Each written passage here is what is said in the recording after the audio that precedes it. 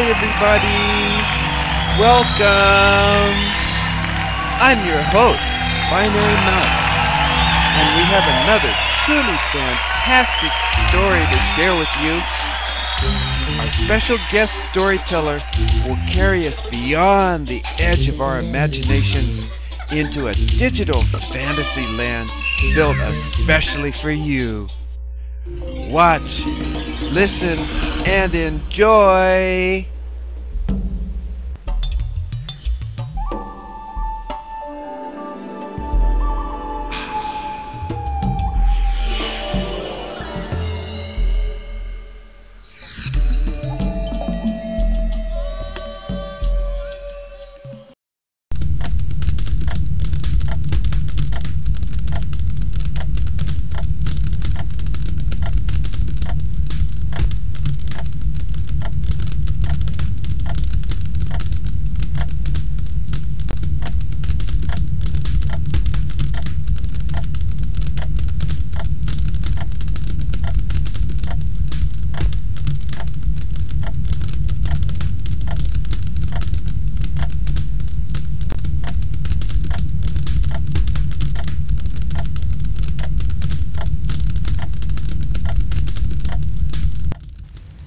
Iagi, the Storyteller. There never was anyone so wise and knowing as old Iagi. There never was an Indian who saw and heard so much. He knew the secrets of the woods and the fields and understood the language of birds and beasts. All his life long he had lived out of doors, wandering far in the forest where the wild deer hide, or skimming the waters of the lake in his birch-bark canoe. Besides the things he had learned for himself, Iagi knew much more. He knew the fairy tales and the wonder stories told him by his grandfather, who had heard them from his grandfather, and so on, away back to the time when the world was young and strange, and there was magic in almost everything. Iagi was a great favorite with the children. No one knew better where to find the beautiful colored shells which he strung into necklaces for the little girls. No one could teach them so well just where to look for the grasses which their nimble fingers wove into baskets. For the boys he made bows and arrows, bows from the ash tree that would bend far back without breaking, and arrows strong and straight from the sturdy oak. But most of all, Iagi won the children's hearts with his stories. Where did the robin get his red breast? How did fire find its way into the world so that an Indian can get it out by rubbing two sticks together? Why was Coyote, the prairie wolf, so much cleverer than all the other animals? And why was he always looking behind him when he ran? It was old Iagi who could tell you where and why. The Little Boy and Girl in the Clouds. Iagi, the storyteller, was seated one evening in his favorite corner, gazing into the embers of the log fire like one in a dream. At such a time, the children knew better than to interrupt him by asking questions or teasing him for a story. They knew that Iagi was turning over in his mind the strange things he had heard and the wonderful things he had seen, that the burning logs and red coals took on curious shapes and made odd pictures that only he could understand, and that if they did not disturb him, he would presently begin to speak. On this particular evening, however, though they waited patiently and talked to one another only in low whispers, Iagi kept on sitting there as if he were made of stone. They began to fear that he had forgotten them, and that bedtime would come without a story. So at last, little Morning Glory, who was always asking questions, thought of one she had never asked before. "Iagi," she said, and then she stopped, fearing to offend him. At the sound of her voice, the old man roused himself, as if his mind had been away on a long journey into the past. What is it, Morning Glory? Iagi, can you tell me, were the mountains always here? The old man looked at her gravely. No matter how hard the question was or how unexpected, Iagi was always glad to answer. He never said, "I'm too busy, don't bother me," or "wait till some other time." So when Morning Glory asked him this very peculiar question, he nodded his wise old head, saying, "Do you know, I've often asked myself that very thing. Were the mountains always here?" He paused and looked once more into the fire, as if the answer was to be found there if only he looked long enough. At last he spoke again. "Yes, I think it must be true that the mountains were always here, the mountains and the hills. They were made when the world was made, a long, long time ago. And the story of how the world was made you have heard before. But there is one high hill that was not always there, a hill that grew like magic all of a sudden.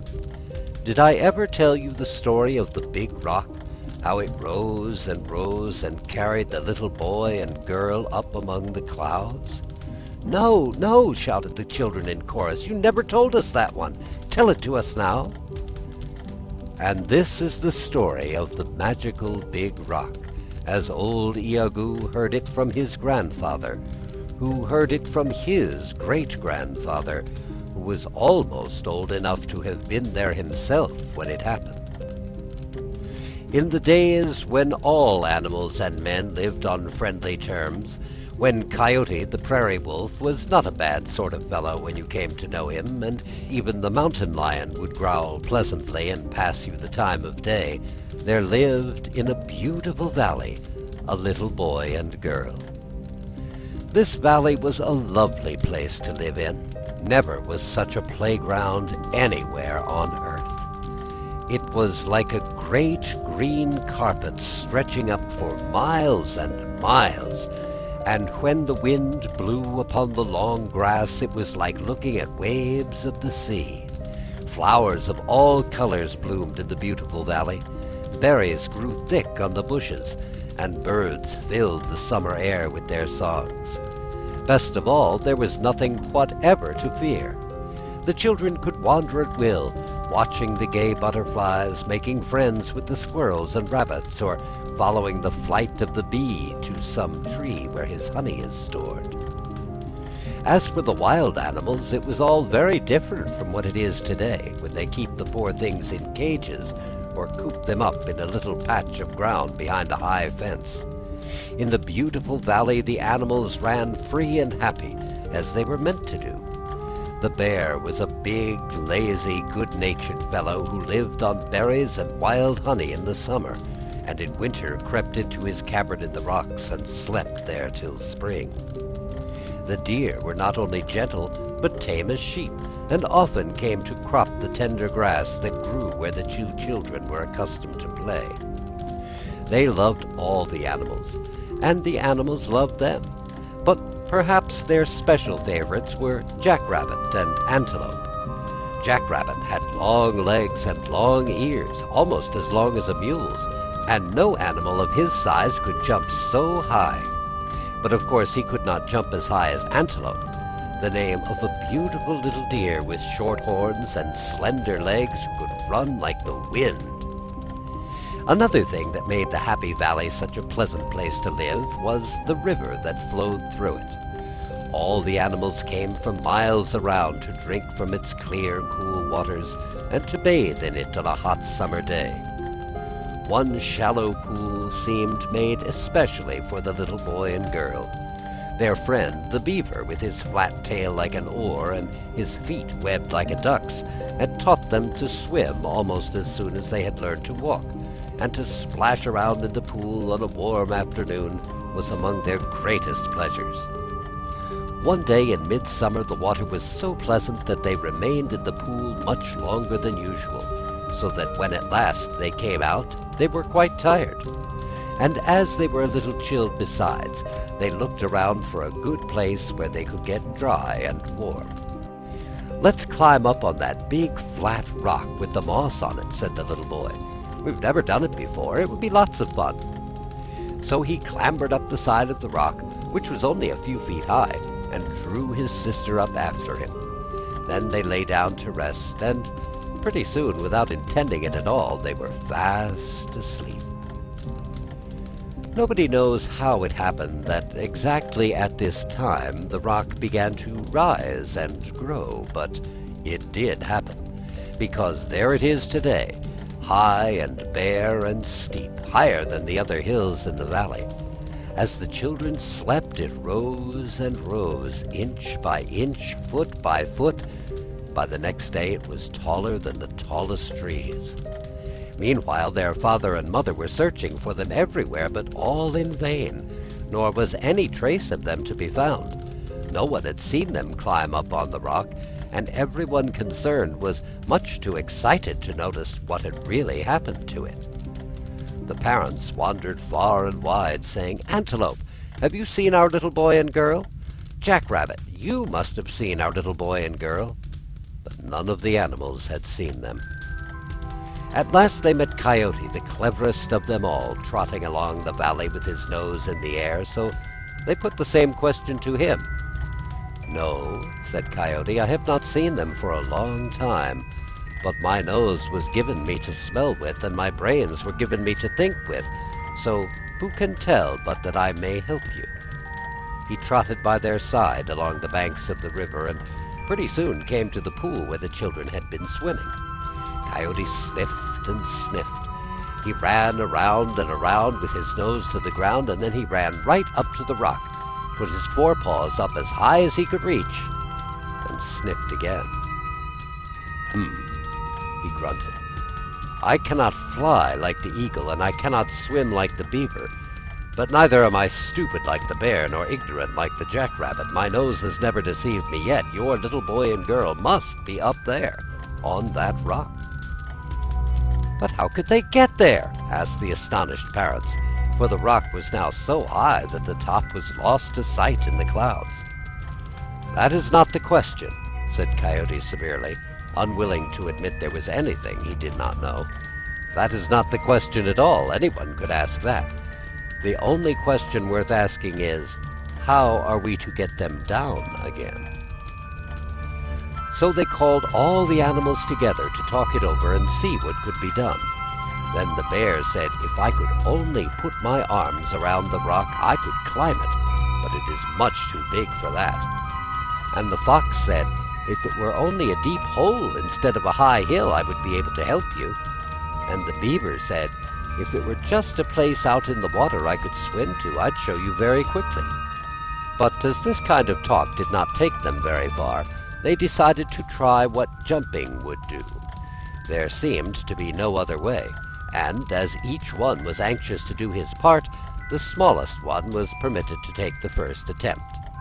So the mouse made a funny little hop, about as high as your hand. The squirrel went a little higher. The jackrabbit made the highest jump of his life, and almost broke his back, to no purpose. Antelope gave a great bound in the air, but managed to light on his feet again without doing himself any harm. Finally, the mountain lion went a long way off to get a good start, ran toward the rock with great leaps, sprang straight up, and fell and rolled over on his back. He had made a higher jump than any of them, but it was not nearly high enough. No one knew what to do next. It seemed as if the little boy and girl must be left sleeping on forever, up among the clouds. Suddenly they heard a tiny voice saying, "Perhaps if you let me try, I might climb up the rock." They looked around in surprise, wondering who it was that spoke, and at first they could see nobody and thought that Coyote must be playing a trick on them, but Coyote was as much surprised as anyone. "Wait a minute, I'm coming as fast as I can," said the tiny voice again.